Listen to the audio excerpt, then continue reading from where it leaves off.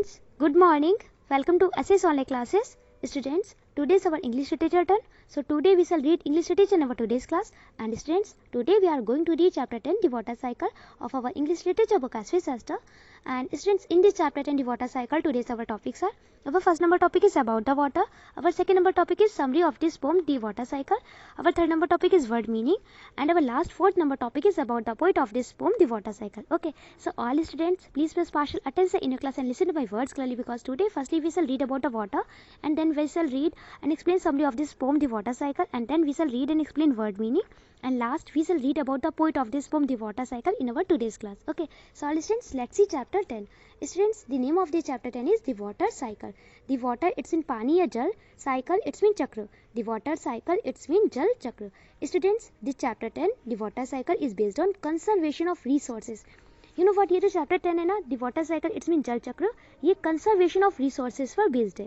Conservation, it's mean अपरिवर्तनवादी या रूढ़िवादी, ऑफ मीन्स के, एंड रिसोर्सेज, इट्स मीन संसाधनों. ओके, तो ये chapter 10 the water cycle conservation of resources पर बेस्ड है. इट्स मीन कि चैप्टर 10 जल चक्र संसाधनों की रूढ़िवादी, या we can say also that संसाधनों की अपरिवर्तनवादी पर आधारित है. Clear?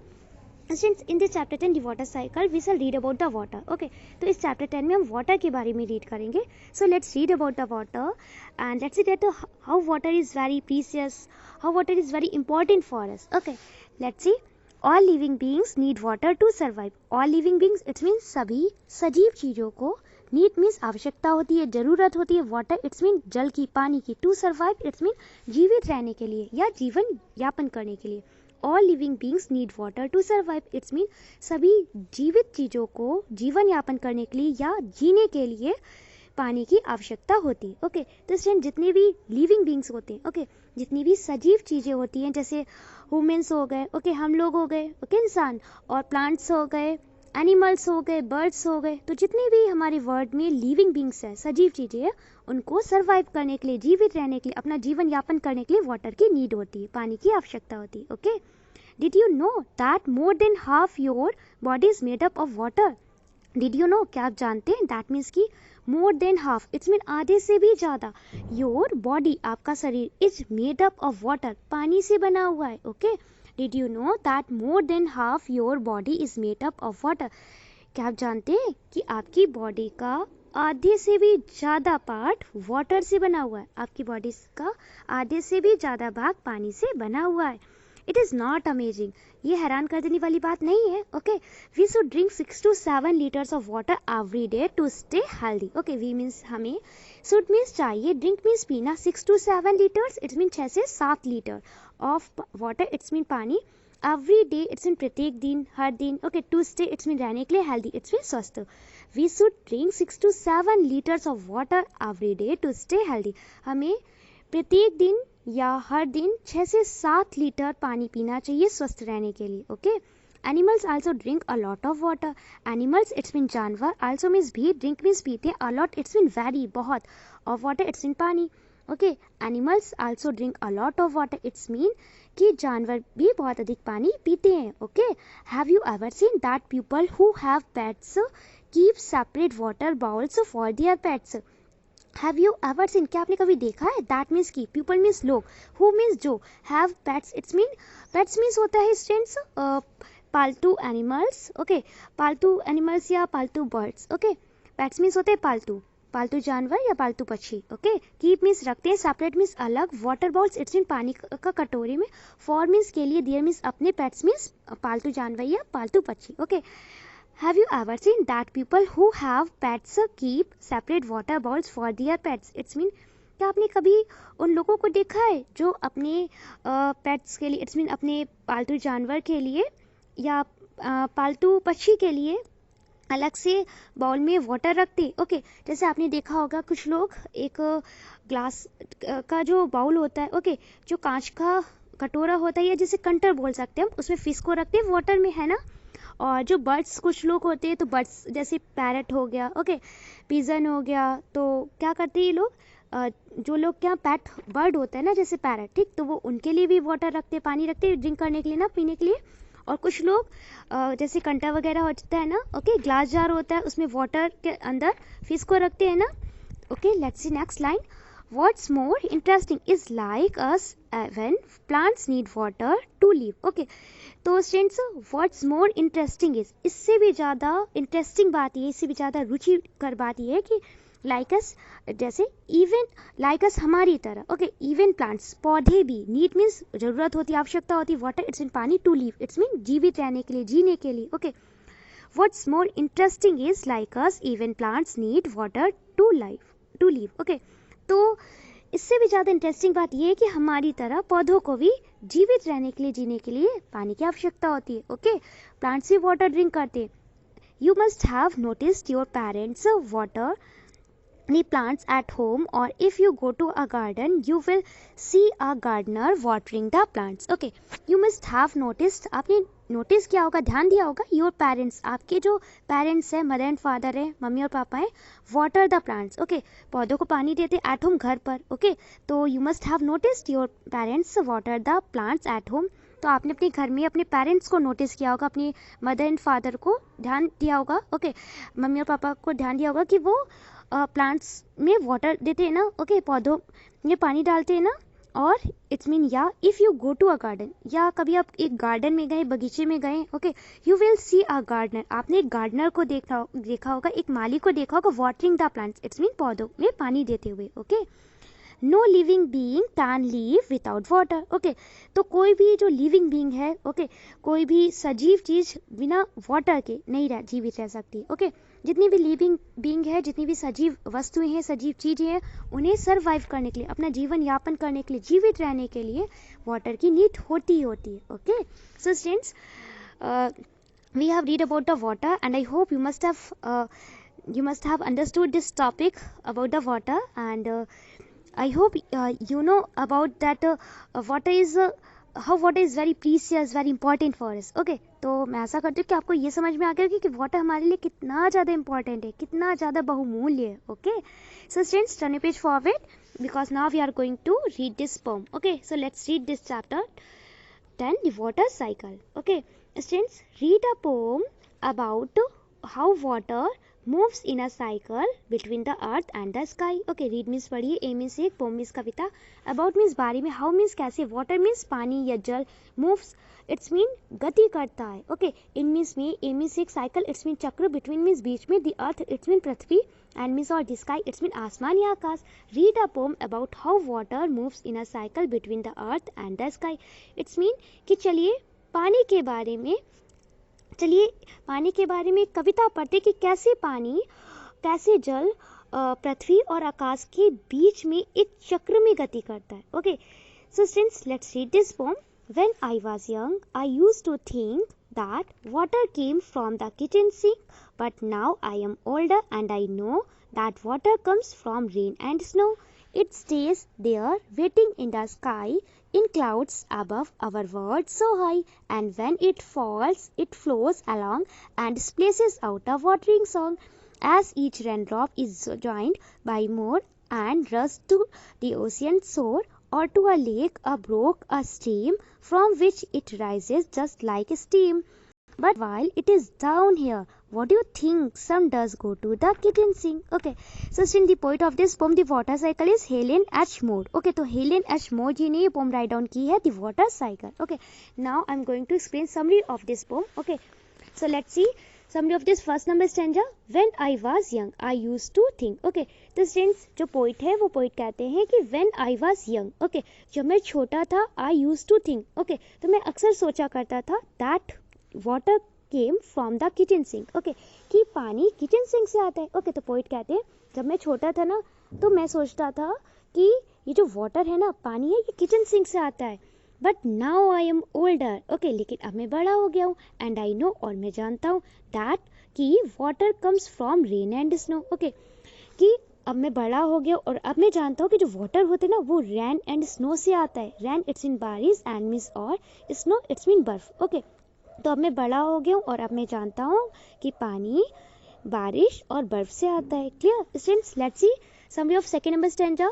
It stays there waiting in the sky in clouds above our world so high. Okay, it stays there, okay, waiting in the sky. तो जो वाटर होता है, पानी होता है, वो ऊपर रुका हुआ होता है, ओके, और प्रतीक्षा करता रहता है आसमान में, बादलों में, ओके, जो कि हमारे वर्ड से, हमारी दुनिया से बहुत ऊपर है। हम जो क्लाउड्स देखते हैं ना, ब्लैक ब्लैक, ओके, उसमें वाटर ही तो होता है, पानी ही तो होता है, okay, and when it falls it flows along and spaces out a watery song, okay, since और जब ये वाटर, जब ये पानी गिरता है, नीचे आता है, ओके, तो ये बहते हुए चलता है, ओके, स्प्लेसेस इट्स मीन होता है छींटे मारना। Since here the meaning of splashes that the sound heard when rain falls noisily on a surface, okay, it's mean कि जब वाटर नॉइज करते हुए, शोर करते हुए सरफेस पे गिरता है, ओके, सतह पर गिरता है, फ्लोर में, जमीन पर गिरता है, तो जो साउंड हमें सुनाई देता है ना, जो ध्वनि सुनाई देती है, उसे हम बोलते हैं स्प्लेसेस। इट्स मीन छींटे मारना, clear.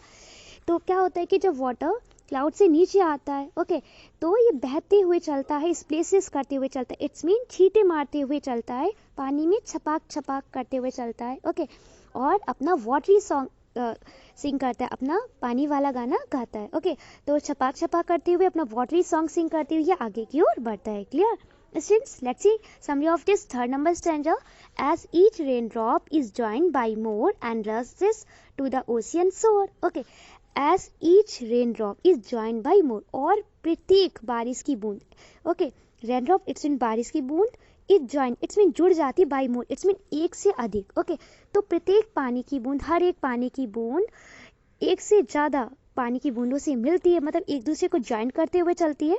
And races to the ocean shore, okay, and क्या करती है, रसेस करती है। रसेस इट्स मीन तेजी से जाना किसी ओर, ओके, तो तेजी से आगे की ओर चलती है, okay, and to the ocean shore की तरफ। ओशियन शोर इट्स मीन कि समुद्र का किनारा, और we can say also that महासागर का किनारा, ओके, ओशियन मीन्स महासागर होता है।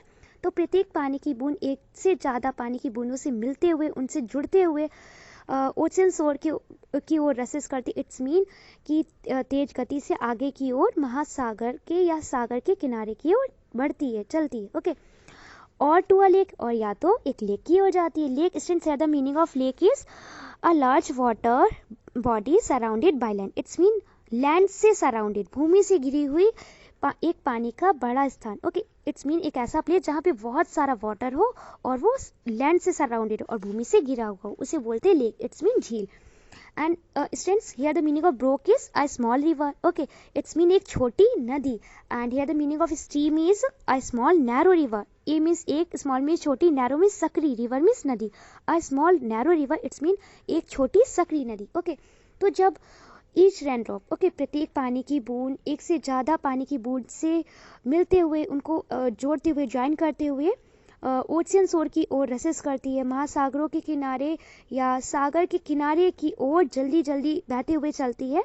तो या तो वो ओशियन शोर की तरफ जाती है, या तो वो लेक की तरफ, इट्स मीन झील की तरफ जाती है, और या तो ब्रोक की तरफ जाती है, इट्स मीन स्मॉल रिवर की तरफ जाती है, छोटी नदी की तरफ जाती है, और या तो स्ट्रीम में जाती है, इट्स मीन एक सक्रिय छोटी नदी की ओर जाती है, clear. From which it rises just like steam. Students, here the meaning of steam is an invisible gas that water changes into when it is heated up. जब वाटर को हीट किया जाता है ना, पानी को गर्म किया जाता है, तो उसमें से एक जो गैस निकलती है जो इनविजिबल होती है, इट्स मीन अदृश्य होती है, वो विजिबल नहीं होती, इट्स मीन कि वो दिखाई नहीं देती, ओके। तो वाटर को हीट करने पर जो एक इनविजिबल गैस निकलती है उससे, उसे बोलती है स्टीम। इट्स मीन भाप या वाष्प, ओके। जब भी वाटर को हम हीट करते हैं, उसे गर्म करते हैं, तो वो जो वाटर होता है ना, तो वो वाष्प बन जाता है, ओके, स्टीम बन जाता है, क्लियर। तो from which it राइसेस just like steam. और जब क्या होता है कि और वहाँ से, मतलब झील से या ओशियन शोर से या ब्रोक से या स्ट्रीम से ये जो वाटर होता है ना, ये स्टीम में चेंज होकर इट्स मीन कि वाष्प या भाप बन के वहाँ से ऊपर की ओर उठता है। Students, let's C fourth number stanza of this poem, which is last stanza of this poem, so please look clearly. But while it is down here, what do you think? Some does go to the kitchen sink. Okay, but means लेकिन, while means जब, it means ये, it means है, down means नीचे, here means यहाँ। But while it is down here, लेकिन जब ये यहाँ नीचे है, what do you think? आप क्या सोचते हैं, आपको क्या लगता है? Some does go to the kitchen sink. Some means कुछ, does go, it's mean जाता है, to the kitchen sink, it's mean kitchen sink पे। But while it is down here what do you think some dust go to the kitchen sink. It's mean लेकिन जब यह यहाँ नीचे है, okay, कि जब जो वाटर है ना वो हमारी अर्थ में, इट्स मीन पानी हमारी पृथ्वी पर है, नीचे है। व्हाट डू यू थिंक, आप क्या सोचते हैं, आपको क्या लगता है कि some dust go to the kitchen sink, कि जो वाटर है ना इसमें से सम वाटर, कुछ पानी तो किचन सिंक में जाता ही जाता है। क्लियर। तो जब पानी नीचे होता है हमारी पृथ्वी पर तो हमें लगता है ना, हम सोचते हैं कि इसमें से कुछ वाटर किचन सिंक में जाता ही जाता है। Clear. So students, the poet of this poem is Helen H. Moore. Okay, so students, we can say that this interesting poem, The Water Cycle, is written by our poet Helen H. Moore. तो ये जो interesting सी poem है ना, The Water Cycle, जल चक्र, ये हमारी poet Elon H मोर के द्वारा राइट डाउन की गई है। Okay, so students, we have read and explained summary of this poem The Water Cycle in our today's class, and students, I hope you must have understood summary of this poem The Water Cycle, and I hope you have no problem in any stanza, in any line, in any word in this poem The Water Cycle, which we have read in our today's class. Okay, now students, we are going to read word meaning of this chapter 10 The Water Cycle. Okay, so let's see word meaning of this chapter 10 The Water Cycle. Students, your first number word is splaces, and the meaning of splaces is the sound heard when rain falls noisily on a surface. The sound, it's mean ध्वनि, heard it's mean सुनी हुई, when means जब, rain it's mean बारिश, falls means गिरती है, noisily it's mean शोर करते हुए, on means पर, a surface it's mean एक सतह. Okay, the meaning of splaces is the sound heard when rain falls noisily on a surface. It's mean कि जब बारिश एक सरफेस पर, एक सतह पर शोर करते हुए नीचे गिरती है तो उसका जो साउंड हमें सुनाई देता है ना, उसे हम बोलते हैं स्प्लेसेस. इट्स मीन छींटे मारना. ओके, छींटे मारता है. Students, your second number word is lake, and students, the meaning of lake is a large water body surrounded by land. Okay, a large water body, it's mean कि एक बहुत बड़ा पानी का स्थान surrounded by land, it's mean भूमि के द्वारा घिरा हुआ. Okay, the meaning of lake is a large water body surrounded by land, it's mean भूमि के द्वारा घिरा हुआ एक पानी का बड़ा सा स्थान. ओके, इट्स मीन झील. लेक मीन्स होता है झील. Students, your third number word is broke, and students, here the meaning of broke is a small river. A means एक, स्मॉल मीन्स छोटी, रिवर मीन्स नदी. A small river it's mean एक छोटी नदी. Okay, तो ब्रोक मीन्स होता है एक स्मॉल रिवर, इट्स मीन एक छोटी नदी. Okay, students, fourth number word is stream. Students, here the meaning of stream is a small narrow river. Okay, A means एक, स्मॉल मीन्स छोटी, नैरो मीन्स सकरी, river means नदी. The meaning of stream is a small narrow river, it's mean एक छोटी सकरी नदी. Clear? Students, your next word is steam, which is last word. Okay, students, your fifth number word is steam, and the meaning of steam is an invisible gas that water changes into when it is heated up. Okay, an invisible gas, it means एक अदृश्य gas, that means जो water changes, okay, जो पानी से परिवर्तित होती है. okay, into when, into means में, when means जब, it is heated up, जब इसे हीट किया जाता है, गर्म किया जाता है. ओके, तो स्टूडेंट्स, स्टीम मीन्स होते हैं वाष्प या भाप. जब वाटर को हम हीट करते हैं ना, पानी को जब हम गर्म करते हैं, तो जब वाटर एक इनविजिबल गैस में चेंज हो जाता है, एक अदृश्य गैस में बदल जाता है, तो उसे हम बोलते हैं स्टीम. इट्स मीन वाष्प या भाप. Clear? So students, we have read and explain word meaning of this chapter 10 the water cycle, and I hope you must have understood all these word meaning of this chapter 10 the water cycle. Okay, so all students, turn your page forward and open page number 84, because now we are going to read about the poet of this poem the water cycle. Okay, so let's read about the poet. About the poet, about means बारे में, the poet it's mean कवि, about the poet it's mean कवि के बारे में. Okay, so let's read about the poet of this poem the water cycle. Helen H. Moore writes children's books. Helen H. Moore writes means लिखते हैं, children's books it's mean बच्चों की किताबें. Helen H. Moore writes children's books, it's mean Helen H. Moore बच्चों की किताबें लिखते हैं. ओके, तो स्टूडेंट्स, हमारी जो पोम है the water cycle, it's mean जल चक्र, इसके जो पोइट है, इसके जो कवि है हेलेन एच मोर जी, ये बच्चों के लिए कविताएं लिखते हैं. Okay, pick a poem and a poem a day are some of her famous books. Since this word her, it tells us that we are talking about a female. Okay, जो word है ना her, ये हमसे ये बताता है कि हम एक female की बात कर रहे हैं. And since we know very well that when a male write on poems, we called him poet, but when a female write on poems, we called her poetess. हम बहुत अच्छे से जानते हैं कि जब एक मेल पोम राइट ऑन करता है ना, तो हम इसे पोइट बोलते, कवि बोलते. ओके, और जब कोई फीमेल पोम्स राइट डाउन करती है, जब कोई महिला कविताएं लिखती है, तो we called her poets, not a poet. Okay, तो हम इसे पोइटस बोलते हैं, ना कि पोइट, इसे कवित्री बोलते हैं. क्लियर? तो I think here should be write down about the poet's not poet. तो मुझे लगता है यहाँ पे अबाउट द पोइटस होना चाहिए था, ना कि about the poet. Okay, anyway, come on your point. Pick a poem and a poem they are some of her famous books. Okay, तो pick a poem और a poem a day, it's mean एक कविता एक दिन, इनकी कुछ famous books हैं, इनकी कुछ पॉपुलर, इट्स मीन प्रसिद्ध किताबें. ओके, तो हेलेन एच मोर जी की जो कुछ प्रसिद्ध किताबें हैं वो है pick a poem and a poem a day. Clear? So students, we have read about the poetess of this poem, The Water Cycle, and I hope you must have understood about the poetess of this poem, The Water Cycle. Now students, I am going to describe your classwork and homework, so all students listen to my words clearly. Students, today's your classwork is that read this poem of chapter 10, The Water Cycle, from your English literature book as sister, and try to find out the summary of this poem, The Water Cycle, and send me a voice recording here. It's a today's classwork. And students, today's your homework is that learn 8-line poem with its poetess name of chapter 10, The Water Cycle, from your English literature book as sister. It's a today's homework. Okay, so all students, firstly complete your classwork. Read this poem of chapter 10, The Water Cycle, from your English literature book as sister, and try to find out the summary of this poem and send me a voice recording here. Thank you.